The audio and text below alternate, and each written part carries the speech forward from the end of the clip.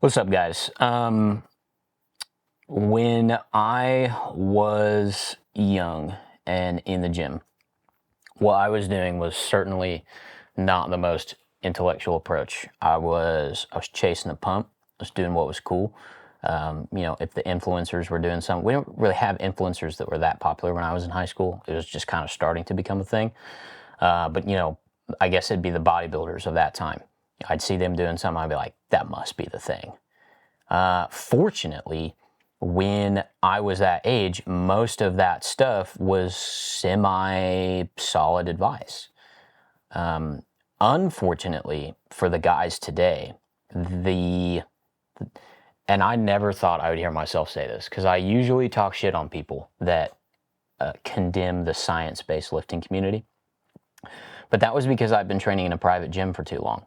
And I'm back in a public gym now, which is great. I have no problem with public gyms, but I'm now exposed to the general public again, particularly the youth.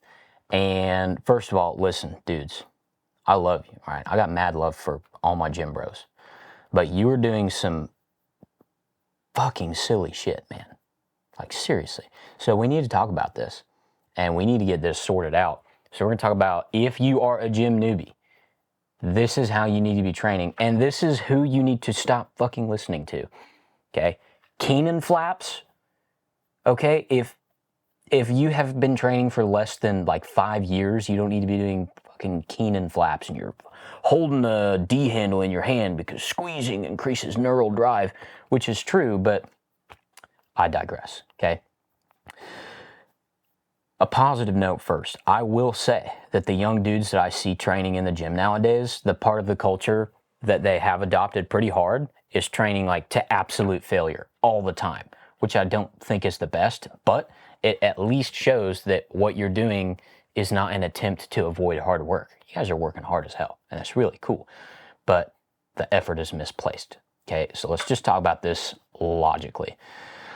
One of the things that the science-based, even though all training is science-based, but the science-based training community gets shit on for is they often fail to differentiate between trained and untrained lifters and the difference in results that a trained lifter is going to get versus an untrained lifter, particularly when you start to get towards both ends of the spectrum on that, right? If you are an untrained lifter, the good news is you don't really need a grain of salt to take most of the information that we have with, okay? Specifically, if you are performing compound exercises, the primary mover of that exercise should be the one that you are taking to or very close to failure, right? So let's say hack squats should be your quads. However, the secondary movers are also going to get some work in. They're not going to get particularly close to failure, but if you have a lifter do all compound exercises, right? So let's just use hack squat as an example. And we measure quad growth and glute growth, because glute would be the main secondary mover there. You're going to find that as far as development goes, the glutes will have developed about half as much as the quads. So for every working set of quads that you did, you were basically getting half a set for the secondary mover, which was the glutes, okay? Now, if you're a newbie and you're doing all isolation exercises, so you could be doing 4 sets of hack squat and get a bunch of quad development and some good glute development, or you could be doing 4 sets of leg extensions, because for some reason it's all about isolation and stability right now with the young gents, and only be getting some good quad development. And arguably, unless you have a really good leg extension, worse quad development because of range of motion, but anyways. But what I see is you goobers, and listen, I was a goober too. I'm not hating on you. I'm just trying to save you from the goobin that you be doing out here. Here's what I see every time I go into the gym. I see Keenan flaps, which are an extremely isolating lat exercise with a ridiculous amount of equipment for stability. I see the seatbelt attachments being used to do tricep pushdowns but the way that the setup is required is it limits the range of motion towards the most important part of the rep, which is where the muscle is in the most lengthened position. The elbow only comes up to like 90 degrees. So you're cutting a massive fucking chunk of the stimulus off right there. And then you're using a seatbelt to keep your elbow in place, but the weight is pulling directly up. If you're having problems keeping your elbow in place and require wrapping a seatbelt around yourself to push your elbow against, then you've got other problems.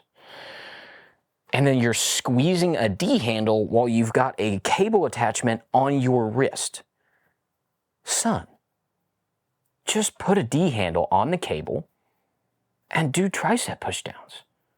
You're going to have like some wet noodle wrists by ridiculously fixating on this stability nonsense. And you're doing all of these isolation exercises, which are cool. Like, dude, you want big lats? Awesome. You want big triceps? Awesome.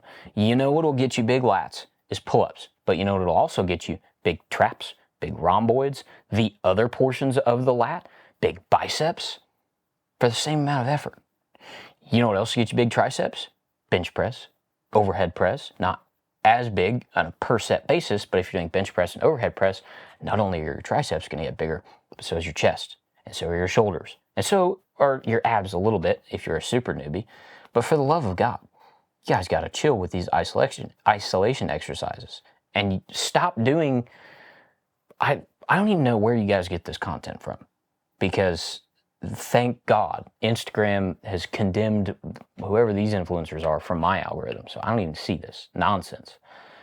But what it seems that you have been advised to do is also to briefly rest in between reps by letting the weight go all the way up or down and rest on the stack, which is also dumb. Stop doing that. Anytime you allow, all you're doing is prolonging how long the set is going to take.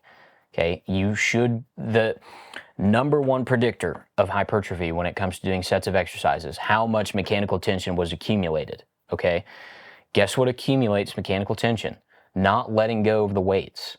You will hit failure faster at the same weight if you stop doing that. Now, if your concern is strength training, then you're just taking like the least important parts of hypertrophy and trying to apply that to strength training. You're just doing shit very inefficiently, which is kind of what this whole video is about. It's being super inefficient, okay? Science is awesome. The small details, optimizations, things that you can do to improve your gains, all that stuff is super cool. That's the stuff that I like to focus on, because I feel like at this point, everybody knows the basics, and I want to focus on what challenges my brain more. But the dudes that you are listening to, here's who they are, okay? First of all, I've seen videos of guys posting like, this is how you optimize your lat gains, and they've been training themselves for like 6 months, and they look like a 17-year-old. A lot of them are 17-year-olds. And listen, man, you don't necessarily have to have accomplished the thing to know how to accomplish the thing. But nobody who's accomplished the thing is telling you to do what those goobers are doing. You do not need seatbelt attachments for the exercises that you are using seatbelt attachments for. You do not need to maximize stability for all of these exercises. And you do not need to do only isolation exercises, okay? Do compounds, do isolation exercises for the muscles to get worked the least, grow way more in a year because you're hitting way more muscles way more frequently for way more sets. Then as you start to notice certain lagging muscles, like lats for a lot of us, then you can start doing your favorite lat exercises. But even then, stop with the elbow attachment and then just grabbing a handle and squeezing, okay? I promise you, the only way that you're going to reach a point in which a lat pull down with a single arm attachment, your grip is the limiting factor, is if you keep doing this bullshit. Your fingers are going to be like, almost said that for sure would have got me banned. Your fingers are, they're going to be nothing, dude, okay? Grab the D handle, start yanking on that bitch, and you're going to get some gains. It's your lat will be the muscle that causes you to hit failure there, not your grip, even if you feel some burning in your forearm, okay? But the squeezing to engage neural drive, yes, that's a thing. But you could also just grab the handle and be forced to squeeze it, because if you don't, it's going to fly out of your hand. Okay, and then pull down. You're using way too much equipment. You look goofy, which is fine, dude. Okay, we all look goofy doing whatever cool thing we thought was super effective when we were in the gym.